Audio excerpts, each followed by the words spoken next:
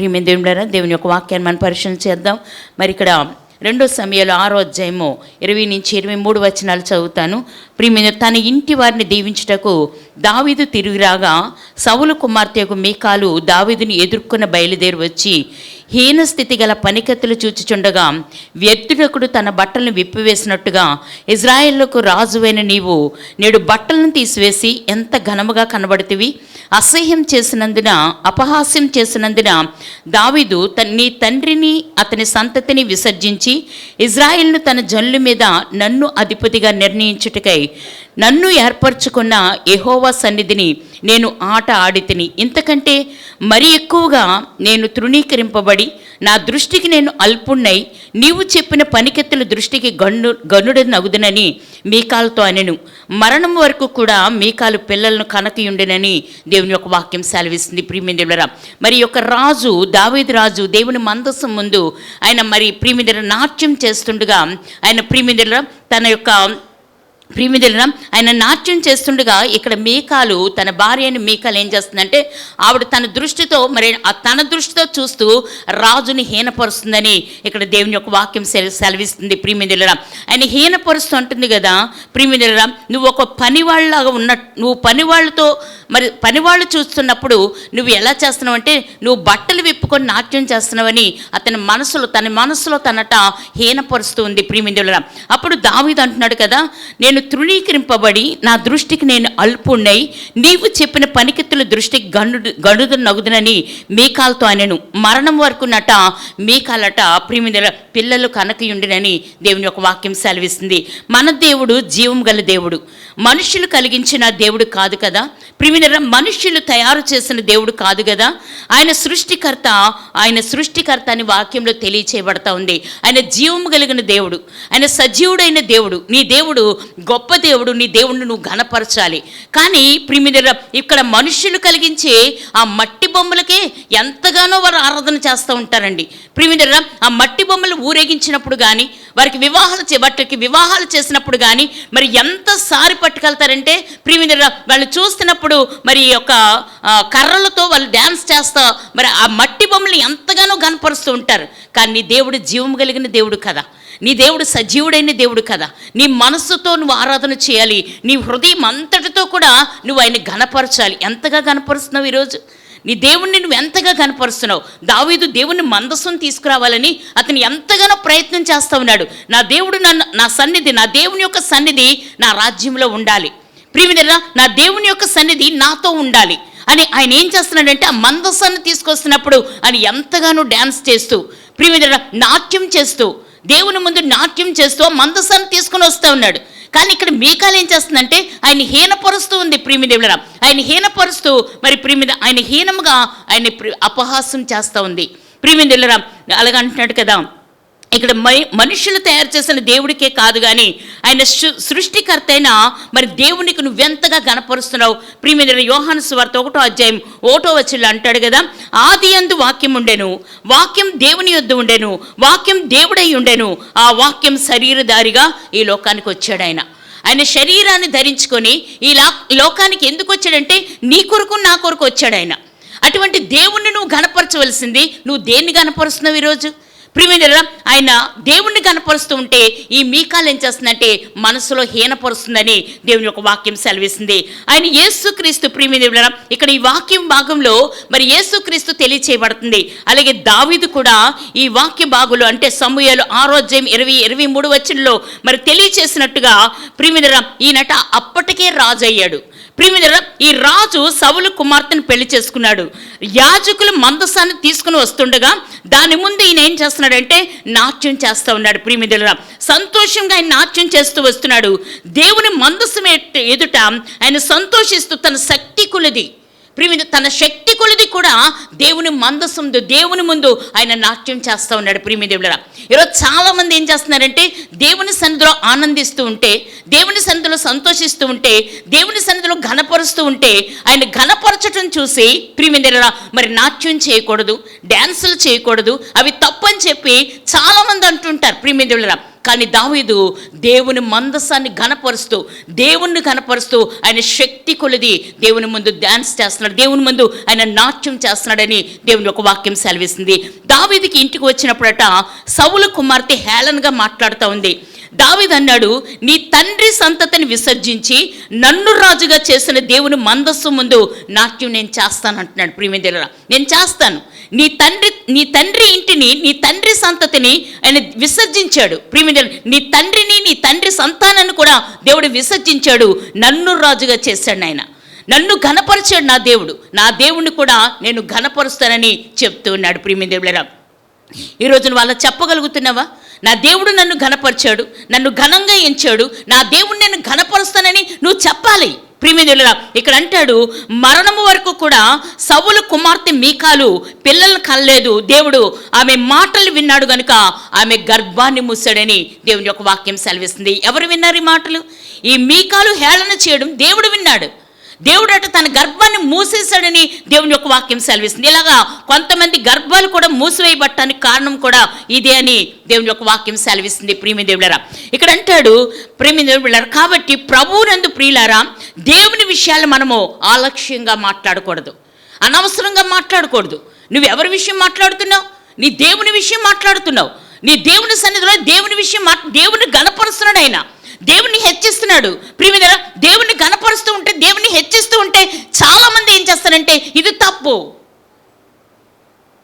అని దేవుడు చూస్తున్నాడు కదా, దేవుడు వింటున్నాడు కదా. ప్రియమైన నువ్వెందుకు కనుక్కోవాలి తప్పు అని? ఇక్కడ మీకాలు కూడా దేవుణ్ణి, ప్రియమైన ఇక్కడ దావీదుని హీనపరుస్తూ ఉంది. తన మనసులో అది హీనం చేస్తూ ఉంది. మీకాలు హీనం చేస్తూ ఉంది, హీనపరుస్తూ ఉంది. ప్రియమైన దేవుని బిడ్డలారా, కానీ దావీదు అంటున్నాడు, నన్ను రాజుగా చేసిన నా దేవుని ముందు నేను నాట్యం చేస్తాను, నేను డ్యాన్స్ వేస్తాను.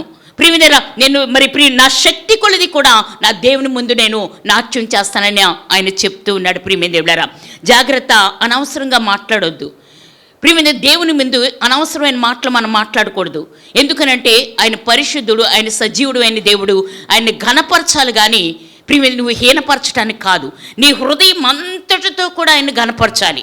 ప్రియమైన నీకు ఇచ్చిన సమయాన్ని దేవునికి ఇవ్వాలి, నీ ఇచ్చిన సమయంతో నువ్వు దేవుని ఘనపరచాలి.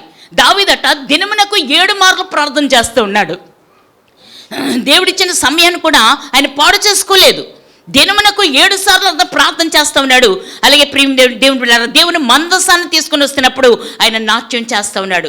ప్రియమైన తన శక్తి కొలిది ఆయన నాట్యం చేస్తూ ఉన్నాడు. అలాగే దేవుని మందిరం కట్టినప్పుడట ప్రియమైన తనకు దేవుడిచ్చిన ఆ యొక్క ఆధిక్యతను బట్టి, దేవుడిచ్చిన ఆ రాచరికాన్ని బట్టి, అలాగే దేవుడిచ్చిన ఆస్తిని బట్టట ప్రియమైన దేవుడు అంటాడు కదా, నా కష్ట స్థితిలో నేను దేవునికి సమస్తము సమకూర్చాను. ఒక రాజయ్యుండి కూడా నా కష్ట స్థితిలో నా దేవుని మందిరాన్ని కట్టడానికి నా సమస్తము కూడా నేను సమకూర్చానని చెప్తున్నాడు. అలా ఇవ్వగలుగుతున్నావు ఈరోజు? నువ్వు దేవుని నీ అంతటా, నీ హృదయం అంతటితో, నీ యొక్క శరీరముతో, నీ యొక్క సమయముతో, నీ యొక్క పరిస్థితి ప్రతి దాంట్లో కూడా నువ్వు దేవుని గణపరుస్తున్నావా? అలా గణపరిచే వ్యక్తిగా నువ్వు ఉంటే మాట్లాడు. ప్రియమైన దేవుని బిడ్డలారా, మా మాటలు చెప్తాం కానీ ఏ మాత్రం కూడా క్రియలు అనేవి మన జీవితాల్లో లేవండి. క్రియలు లేకుండా మాట్లాడుతూ ఉంటాం, అనవసరమైన మాట్లాడుతూ ఉంటాం, పనికిరానివి మాట్లాడుతూ ఉంటాం. అలాంటి కాదు దేవునికి ఇష్టమైంది. దేవుడు అంటాడు, మీకాల మాట్లాడింది ఏం చేశాడంటే దేవుడు ఆమె గర్భాన్ని మూసేశాడని దేవుని యొక్క వాక్యం సెలవిస్తుంది. వద్దు, శాపం ఎంత తెచ్చుకుంటాం? దేవునికి వ్యతిరేకంగా ఎందుకు మాట్లాడతాం? దేవుని గణపరచవలసిన నువ్వు దేవునికి వ్యతిరేకమైన మాటలు నువ్వు ఎందుకు మాట్లాడుతున్నావు? ప్రియమైన దేవుడు ఎక్కడ అంటాడు, కొంతమంది దేవుడు లేడని అంటారు, దేవుడే లేడంటారు. ప్రియమైన చాలామంది ఒక క్లాసులో ఒక టీచర్ గారు ప్రియమైన దేవుడు లేడనే అనేవాడు. ప్రియమైన ఒక పిల్లవాడిని పిలిచి అదేంట్రా అని అడిగాడంట. అదేంట్రా అని అడిగితే కుర్చీ సార్ అని చెప్పాడట. మళ్ళీ ఇంకోసారి మరొకటి చూపించన్నాడంట, ఇదేంట్రా అని అడిగాడంట. ఆయన అన్నాడట, మరి ఆ పిల్లవాడు అన్నాడంట, అది టేబుల్ సార్ అన్నాడట. ప్రియమైన దేవుని బిడ్డలారా, ఆ పిల్లవాడు మరి ఇక్కడ అంటున్నాడు కదా, అవి కనబడుతున్నాయి కాబట్టి వాటికి పేర్లు పెట్టారు. దేవుడు ఉంటే కనబడాలి కదరా, దేవుడు లేడు, దేవుడు ఉంటే కనబడాలి కదా. అది కనబడుతుంది కాబట్టి కుర్చీ అని చెప్తున్నావు, అది కనబడుతుంది కాబట్టి టేబుల్ అని చెప్తున్నావు, మరి దేవుడు ఉంటే కనబడాలి కదా అని అడుగుతూ ఉంటే ఆ పిల్లడు అన్నాడట, మాస్టర్ మీకు బ్రెయిన్ లేదన్నాడట. ఏమన్నాడు? మీకు బ్రెయినే లేదన్నాడట. ప్రియమైన దేవులారా, అదేంటో అలా అన్నావు అని అడిగితే మరి బ్రెయిన్ ఉంటే చూపించండి అన్నాడంట. ప్రియమైన దేవులారా, బ్రెయిన్ ఉంటే చూపించండి ఒకసారి, నేను చూస్తాను అని అన్నాడట. ప్రియమిదేవులారా, వెంటనే ఈ టీచర్ నాలుగు ఖర్చుకొని అన్నాడట, ప్రియమిదేవులారా ఆయన ఏం మాట్లాడలేదట, చూస్తున్నాడట. మళ్ళీ అన్నాడట ఈ పిల్లోడు, మరి గాలి ఉందని నమ్ముతున్నాం కదా, మరి గాలిని చూపించండి అని అన్నాడట. గాలి కనబడుతుంది ఏంటి? కనబడదు కదా. ప్రియమిదేవులారా మళ్ళీ అన్నాడంట, అలాగే కరెంటు ఉందని నమ్ముతున్నాం కదా, మరి చూపించండి సార్ అంటే, ఒకవేళ ముట్టుకొని చూస్తే కరెంట్ అప్పుడు ఏంటన్నది తెలుస్తుంది కదండి. కరెంట్ పాస్ అవుతున్నప్పుడు కరెంటు చూపించాలంటే దాన్ని ముట్టుకుంటే కరెంట్ ఏంటో తెలుస్తుంది. ప్రియమిదేవులారా అలాగా చాలామంది మాట్లాడుతూ ఉంటారు వ్యతిరేకమైన మాటలు. దేవుడు ఉంటే చూపించు, దేవుడు లేకుండా ఇదంతా కూడా కలగలేదు కదా. సృష్టిని చూస్తేనే నీకు దేవుడు ఉన్నాడో లేదో అన్నది నీకు తెలుస్తుంది. ప్రియమిదేవులారా అలాంటిది దేవుడు లేడని చాలామంది చెప్తూ ఉంటారు ప్రియమిదేవులు. కాబట్టి దేవుడు ఉన్నాడు, ఆయన మన సృష్టికర్త, మనం ఆయన్ని ఘనపరుద్దామని నువ్వు ఘనపరచాలి. నువ్వు దేవుని ఘనపరచాలి, కానీ దేవుడే లేడంటే ఎలాగా? ప్రియమిదేవులారా ఇక్కడ అంటాడు, ఈ లోకంలో గొప్ప సైంటిస్టులు అందరూ కూడా విశ్వాసులే.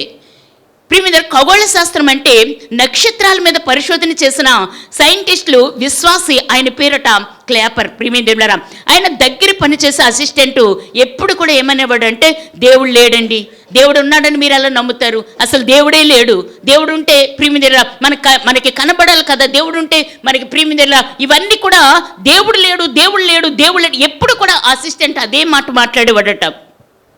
ఒకరోజు క్లాపరట తన ల్యాబొరేటరీలో సౌర కుటుంబం అంటే మధ్యలో సూర్యుడు చుట్టూ గ్రహాలు ఉన్న నమూనాను తయారు చేసి మరి ఆయన ల్యాబొరేటరీలో పెట్టాడట. అసిస్టెంట్ వచ్చి అన్నాడంట, అది చూసి సార్ ఇది చాలా బాగుంది, మరి దీన్ని ఎవరు చేశారు అని అడిగాడట. ప్రియమిదేవులారా అని అడిగితే ఈయన అంటున్నాడట కదా, ఈయన ఏమన్నాడంటే క్లాపర్ ఏమన్నాడంటే, అది ఎవరు కూడా చేయలేదు కానీ అది దాని అంతటా అది వచ్చింది అన్నాడట. ప్రియమిదేవులారా అదేంటికి సార్ అలా అంటున్నారు, మరి ఆయన అడుగుతున్నాడు, అదేంటి సార్ అలా అంటున్నారేంటి, ఇది ఎవరు తయారు చేయకుండా ఎలా వస్తుంది అని అసిస్టెంట్ అడిగినప్పుడు ఆయన అన్నాడు, కేవలం ఈ చిన్న నమూనాను ఇక్కడ ఉందంటే అది దీన్ని ఎవరో చేశారని నువ్వు తెలుసుకుంటావు కదా, దీన్ని అడుగుతున్నావు కదా, మరి ఆకాశంలో నిజమైన సూర్యుడు చంద్రుడు గ్రహాలు నక్షత్రాలు చేసిన వారు ఉండాలి కదా అని క్లాపర్ చెప్పేసరికి అసిస్టెంటు నిజమే నేను అనుకున్నది తప్పే. ప్రియమిదేవులారా ఈ చిన్న నమూనానే ఎవరో చేశారని నేను అడిగాను, మరి ఇంత గొప్ప సృష్టిని చేసిన మరి దేవుడు ఉన్నాడు కదా. ప్రియమిదేవులారా దేవుడు ఉన్నాడని మరి ఆయన మనము ఘనపరచాలని దేవుని యొక్క వాక్యం సెలవిస్తుంది. ప్రియమిదేవులారా దేవుడు ఉన్నాడు, వాటిని కలుగు చేశాడు. బైబిల్ గ్రంథం చెప్తున్న దేవుడు ప్రార్థన వినే దేవుడు, ప్రార్థనకి జవాబిచ్చే దేవుడు. నీ దేవుడు నీ ప్రార్థనకి జవాబిచ్చే దేవుడు. నీ ప్రార్థన విన్నాడు, ఆయన వింటున్నాడు, ఆయన ఉన్నాడు, ఆయన సజీవుడై ఉన్నాడు, ఆయన మన మధ్యలోనే ఆయన సంచారం చేస్తున్నాడని దేవుని యొక్క వాక్యం సెలవిస్తుంది. జీవితకాలంలో పరివర్తన, రక్షణ, శాంతి, సమాధానం అన్నీ ఇచ్చే దేవుడు నీ దేవుడు. ప్రియమిదేవులారా మరి మనం ఎవరమో కూడా నరకానికి వెళ్ళడానికి ఆయనకి ఇష్టం లేదు కదా. నిన్ను నరకం నుంచి తప్పించడానికే ఆయన వచ్చాడు. ప్రియమిదేవులారా మనం పరలోకం వెళ్ళాలని ఆయన యేసు ప్రభువుని ఈ లోకానికి పంపించాడు. ఆయన సిలువలో బలి అయి రక్తం కార్చి మనం పరలోకం వెళ్ళటానికి ఆయన మార్గం తెరిచాడని దేవుని యొక్క వాక్యం సెలవిస్తుంది. జాగ్రత్త, దేవుని విషయాలలో అనవసరంగా మాట్లాడవద్దు. మీకు తెలిస్తే మాట్లాడండి, తెలియకపోతే మాట్లాడొద్దండి. అనవసరమైన మాటలు దేవుని విషయంలో మాట్లాడొద్దు. మనకు తెలిస్తే మాట్లాడదాం, తెలియకపోతే మాటే మాట్లాడొద్దు. ఎందుకనంటే దేవుడు నీకు ఏది చెప్పాడో అది చెయ్యి, అంతేగాని అనవసరమైన మాటలో దాంట్లో నీకు వచ్చే ప్రతిఫలం ఏంటి, నీకు వచ్చే ఆశీర్వాదం ఏంటి? ప్రియమిదేవులారా దేవుడు ఏది చెప్పాడో అది చేయడానికి ప్రయత్నం చేద్దాం. దేవుడు వద్దన్న వాటిని మనం ఎందుకు చేయాలి? దానివల్ల ఎందుకు శాపాలను తెచ్చుకోవాలి? ప్రియమిదేవులారా ఇక్కడ అంటాడు, పరిశుద్ధాత్మకు వ్యతిరేకంగా మాట్లాడవద్దని యేసు ప్రభు చెప్పారు. కొంతమంది ఈ భాషల్లో మాట్లాడడం ఏమిటి, ఇలా చేస్తున్నారేంటి అని చాలామంది ఏం చేస్తారంటే అది గజిబిజిగా ఉంది, అలా ఉందేంటని చాలామంది మాట్లాడుకుంటూ ఉంటారు. ప్రియమిదేవుడు అయితే యేసు ప్రభు ఏం చెప్పాడో తెలుసా? నమ్మిన వారు భాషలతో మాట్లాడతారు. అపోస్తల కార్యాలు చూస్తే మేడగదిలో 120 మంది భాషలతో మాట్లాడినట్టుగా మనకు వ్రాయబడింది. ప్రియమిదేవులారా మనిషి కుమారునికి వ్యతిరేకంగా మాట్లాడితే క్షమాపణ ఉంది, కానీ పరిశుద్ధాత్మకు వ్యతిరేకంగా మాట్లాడితే క్షమాపణే లేదని యేసుక్రీస్తు చెప్పారు. ఎప్పుడు కూడా పరిశుద్ధాత్మకి మనం వ్యతిరేకంగా మాట్లాడకూడదు. ఇక్కడ దావీదు కూడా ఆత్మతో తన శక్తి కొలది ఇక్కడ దేవుని మందసం ముందు ఆయన నాట్యం చేస్తూ ఉంటే చాలామంది వ్యతిరేకత, అక్కడ మీకాలు వ్యతిరేకించింది, ఏమైందంటే శాపాన్ని కొని తెచ్చుకుంది. ఈరోజు చాలామంది దేవుని సన్నిధిలో దేవుని స్తుతిస్తుంటే, దేవుని కనపరుస్తుంటే నానా మాటలు, అనవసరమైన మాటలు, దానివల్ల ప్రయోజనం ఏంటి? దానివల్ల ప్రయోజనం ఏంటి? దానివల్ల శాపాలు తెచ్చుకుంటున్నాం కానీ ఆశీర్వాదాలు ఏమాత్రము కూడా ఉండవని దేవుని యొక్క వాక్యం సెలవిస్తుంది. ప్రియమైన దేవులారా, ఇక్కడ అంటాడు, ప్రభు పరిశుద్ధాత్మను ఎంత ఉన్నతమైన మెట్టులో మాట్లాడారో మనం చూసినట్లయితే మనం పరిశుద్ధాత్మ గురించి తెలుసుకోవాలి. మనము కేవలము మానవ మాత్రము. ప్రియమైన, మనం చనిపోతే మన సొంత ఇంట్లో కూడా మనల్ని ఉంచరండి. మనం చనిపోతే మన సొంత ఇంట్లో ఉంచుతారా? నువ్వు హాస్పిటల్లో జాయిన్ అయ్యి హాస్పిటల్లో చనిపోతే నేను ఇంటి దగ్గరికే తీసుకురారు. ఒకవేళ ఇంట్లో చనిపోతే బయటన్న వేస్తారేమో, కానీ నువ్వు ఒకవేళ హాస్పిటల్లో కానీ జాయిన్ అవుతే అక్కడ చనిపోతే నిన్ను ఇంటికే తీసుకురారు. ఎక్కడ తీసుకెళ్తారంటే ఆ సమాధి దగ్గరికే నిన్ను తీసుకెళ్తారు. ప్రియమైన దేవులారా, మరి ఇటువంటి మన జీవితంలో దేవుని ఘనపరచవలసింది పోయి, ప్రియమైన దేవుని మహిమపరచవలసింది పోయి ఏం మాట్లాడుతున్నాం మనం? ప్రియమైన ఇక్కడ అంటాడు కదా, ప్రభువు చెప్పాడు ఏమనంటే, నన్ను ఘనపరచు వారిని నేను ఘనపరుస్తాను అని. నీవు ఆయన్ను ఘనపరిస్తే ఆయన నిన్ను ఘనపరుస్తానని చెప్తా ఉన్నాడు. నన్ను ఎవరైతే ఘనపరుస్తారో, నన్ను ఎవరైతే హెచ్చిస్తారో వారిని నేను ఘనపరుస్తానని దేవుడు చెప్తూ ఉన్నాడు. ఆయన వాక్యాన్ని ఘనపరిస్తే ఆయన నిన్ను ఘనపరుస్తారు. ప్రియమైన దేవుడు, ఒకసారి ఒలింపిక్ పోటీలు జరుగుతూ ఉన్నాయి. పరుగు పందులో ఆదివారం వచ్చిందండి. ఆదివారం వస్తే ఎరిక్ లిడిల్ అనే ఆయన నేను ఆదివారం పరిగెత్తనని చెప్పాడు. ప్రియమైన, నేను ఆదివారం పరిగెత్తనానంటే ఆయన 200 మీటర్ల పందెంలో పరిగెట్టాలి. అదేంటయ్యా, మనం పోటీలు కదా వచ్చామని అక్కడ ఆయన చెప్తూ ఉంటే, ప్రియమైన ఆయన అంటున్నాడు కదా, నేను పరిగెత్తను, ఆదివారం నేను పరిగెత్తను. ప్రియమైన 400 మీటర్ల పందెం ఉంది, దానిలో పరిగెడతాను అన్నాడు. అప్పుడు మేనేజర్ ఒప్పుకోలేదంట. అదేంటి, మన 100 మీటర్లకు వచ్చి 200 మీటర్లకు వస్తే నువ్వు 400 మీటర్లు పరిగెడతానంటావేంటి ప్రియమైన అంటే, లేదు నేను 400 మీటర్లను పరిగెడతాను, నేను ఈ 200 మీటర్లు ఆదివారం పడింది కనుక నేను పరిగెత్తను అని చెప్తా ఉన్నాడు. ప్రియమైన దేవులారా, ఈ 400 మీటర్లు పరిగెట్టాలంటే ప్రత్యేకమైన తర్ఫీదు కావాలి. ఏ శిక్షణ లేకుండా పరిగెడితే నువ్వు వెనక నుండి ఫస్ట్ వస్తావని ఆయన ఎగతాళి చేస్తూ ఉన్నాడు ఆయన్ని. ప్రియమైన ఆయన ఎగతాళి చేస్తూ ఉంటే, ప్రియమైన ఆయన అన్నాడు కదా, అయితే ఎరిక్ ఆయనతో, లేదు సార్, నాకొక్క ఛాన్స్ ఇవ్వండి, నేను పరిగెడతాను, ప్రియమైన నేను వెళ్తాను, నేను పరిగెడతానని చెప్పి ఒక్క ఛాన్స్ నాకు ఇవ్వండి అని చెప్పి ఆయన బతిమాలితో ఆయన ఒప్పుకున్నాడు. ప్రియమైన ఒప్పుకొని అందరూ కూడా బరిలో సిద్ధంగా ఉన్నారు. మరి తుపాకీ మోగటానికి ముందు ఎవరో ఈయన చేతిలో ఒక పేపర్ పెట్టారు. ప్రియమైన ఏమనంటే, ఆయన అది చూస్తే నన్ను ఘనపరచు వారిని నేను ఘనపరుస్తాను. ఎలా ఘనపరిచాడు ఆయన? నేను ఆదివారం నేను దేవుని సన్నిధి మాని నేను ఆ 200 మీటర్ల పరుగులోకి నేను వెళ్ళను. అలా దేవుని మనం ఘనపరుస్తున్నామా? అలా ఘనపరిచే పరిస్థితి ఉందా? ఏదైనా మ్యారేజ్ వస్తే సన్నిధి మానేస్తాం. ఏదన్నా ప్రియమైన ఏదన్నా దీనికంటే చిన్నది ముఖ్యమైన తగిలినా దేవుని సన్నిధిని వెనక పెడతాం. దేవుని సన్నిధి కంటే అదే ముఖ్యమని చెప్పి చాలామంది పరిగెడుతూ ఉంటారు. కానీ ఇతను 200 మీటర్లు పరిగెత్తడానికి వచ్చి కూడా ఆయన ఏమంటున్నాడంటే, అది ఆదివారం పడింది కనుక నేను పరిగెత్తను, నేను వెళ్ళను.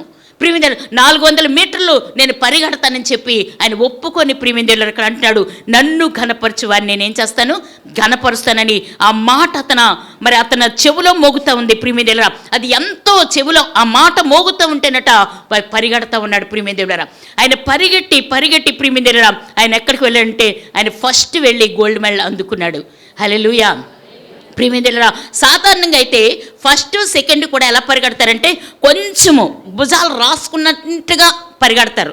కానీ ప్రియమైన ఈ ఫస్ట్ వస్తే సెకండ్ వస్తున్న వ్యక్తి అట 2 మీటర్ల దూరంలో ఉన్నాడట. అంత స్పీడ్గా దేవుడు అతన్ని తీసుకుని వెళ్ళాడు.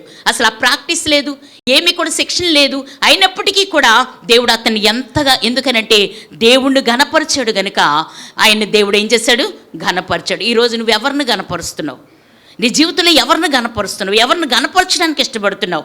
నీ దేవుణ్ణి నువ్వు ఘనపరిచినట్లయితే నీ దేవుడు నిన్ను ఘనపరిచేవారుగా ఉంటారని దేవుని యొక్క వాక్యం సెలవిస్తుంది. చాలామంది దేవుని ఘనపరచడానికి ఇష్టపడరండి, దేవుని సన్నిధికి రావటానికి ఇష్టపడరు. ఈరోజు ఎంతమంది మరి మట్టలు పట్టుకొని దేవుని ఘనపరుస్తూ దేవుని మహిమపరుస్తూ మరి ఇక్కడ తిరిగారు చెప్పండి. ప్రియమైన చాలామంది మొక్కలు నాకు కనబడలేదు. ప్రియమైన ఎవరిని ఘనపరుస్తున్నాం మనం? ఎవరిని హెచ్చిస్తున్నాం మనం? ఈరోజు సుఖం చూసుకుంటున్నారు. ఈరోజు ఏం చేసుకుంటున్నారంటే ఫ్యాన్ కింద కూర్చోవాలి, ఏసీలో కూర్చోవాలి, అమ్మ ఎండలో తిరగలేము. నువ్వు ఎవరిని కనపరుస్తున్నావు? నువ్వు మట్టిలోకి వెళ్తే నువ్వేమైపోతావు? ప్రియమైన నిన్ను బంగారు ఉయ్యాల మీద ఉంచుతారా, లేదా మరి పరుపుల మీద నిన్ను ఉంచుతారా? నువ్వు చస్తే ఎక్కడుంటావు? ప్రియమైన నీ దేవుణ్ణి నువ్వు ఘనపరిచే రీతిలో ఉండాలి. నీ దేవుణ్ణి నువ్వు హెచ్చించే రీతిలో ఉండాలి. నువ్వు అలా ఉన్నట్లయితే నీ దేవుడు నిన్ను ఘనపరుస్తానంటున్నాడు. నిన్ను నేను హెచ్చిస్తానని చెప్పి ఆయన మాట్లాడుతున్నాడు. ప్రియమైన దేవులారా, ఇక్కడ అంటాడు కదా, ఈ మరి సాధారణంగా ప్రియమైన దేవులారా, ఇక్కడ అంటాడు మన జీవితాల్లో ప్రతి విషయంలో కూడా నువ్వు దేవుణ్ణి గణపరిచినట్లయితే, నీ కుటుంబం కానీ నీ పిల్లలు కానీ నువ్వు కానీ నువ్వు గణపరిచినట్లయితే దేవుడు కూడా హెచ్చైన స్థితిలో ఉంచుతాడని దేవుని యొక్క వాక్యం సెలవిస్తుంది. 1 సమూయేలు 2:30 చూసినట్లయితే, కావున యెహోవా వాక్కు ఏదనగా, నన్ను ఘనపరచువారు నేను ఘనపరచదును, నన్ను తృణీకరించేవారు తృణీకారం పొందుదురని దేవుని యొక్క వాక్యం సెలవిస్తుంది. నన్ను ఎవరైతే తృణీకరిస్తారో వారు తృణీకారం పొందుతారని దేవుని యొక్క వాక్యం తెలియజేస్తుంది. నన్ను ఎవరైతే ఘనపరుస్తారో నేను వారిని ఘనపరుస్తానని దేవుని మాట తెలియజేయబడుతుంది. నువ్వు ఆయన్ని ఘనపరిస్తే ఆయన నిన్ను ఘనపరుస్తాడు. ఆ దినాల్లో దేవుని మందసం అంటే అది ఒక పెట్టే, యాజకులు దాన్ని ఏం చేశారంటే భుజాల మీద మొయ్యాలి. ప్రియమైన దేవులారా, మరి ఈ విషయం అయితే ఆ రోజుల్లో నిర్లక్ష్యంగా, అంటే ఈ మందసం విషయంలో ఆ రోజుల్లో నిర్లక్ష్యంగా ఉండకూడదండి. ప్రియమైన దేవులారా, దాన్ని భుజాల మీద మొయ్యాలి తప్ప బండి మీద తేకూడదు. ఒకసారి ఇజ్రాయేల్ ఏం చేశారంటే ఆలోచన చేసి ఒక క్రొత్త బండి తీసుకొని క్రొత్త ఎడ్లతో దాన్ని తీసుకొద్దామని చెప్పి ఆ బండి మీద ఎక్కించుకొని తీసుకొని వస్తూ ఉన్నారు. ప్రియమైన దేవుని బిడ్డలారా, దేవుని కార్యాలట దేవుని పద్ధతిలో చేయాలి, మన పద్ధతుల్లో కాదు. దేవుని కార్యాలు ఎలా చేయాలో ఆయన పద్ధతుల్లోనే చేయాలి. కానీ మన ఇష్టానుసారంగా మనం చేయటానికి కాదు. మనకన్నది క్రమమే లేదు కదండి. దేవుని పద్ధతిలో చేయటానికి మన క్రమమే లేదు, క్రమమైన జీవితం మనకు లేదు. కానీ ఇక్కడ దేవుని యొక్క పద్ధతిలో మనం చేయాలి, కానీ మన ఆలోచన ప్రకారం చేయకూడదు. బండి మీద మందసం తెస్తుండగా ఎడ్లకి ఏమైందంటే కాలు జారింది. ప్రియమైన, కాలు జారితే అది పడిపోతుందేమోనని చెప్పి, మందసం పడిపోతుందేమని చెప్పి వెంటనే ఏం చేశాడంటే దాన్ని పట్టుకున్నాడు. పట్టుకోగానే అతను ఏమయ్యాడంటే దేవుడు అతన్ని మొత్తినందినట అతడు అక్కడికక్కడే చనిపోయాడని దేవుని యొక్క వాక్యం సెలవిస్తుంది. అందును బట్టి దావీదు ఏం చేశాడంటే మందసాన్ని యాజకులు మోస్తూ ఉండగా అనేకమైన బలులు అర్పిస్తూ, ప్రియమైన దేవుణ్ణి స్తుతిస్తూ, దేవుని ఆరాధిస్తూ, ప్రియమైన ఆయన మరి తన శక్తి కొలది కూడా ఆయన నాట్యం చేస్తూ దేవుని మందసాన్ని యెరూషలేముకు తీసుకొని వస్తూ ఉన్నాడు.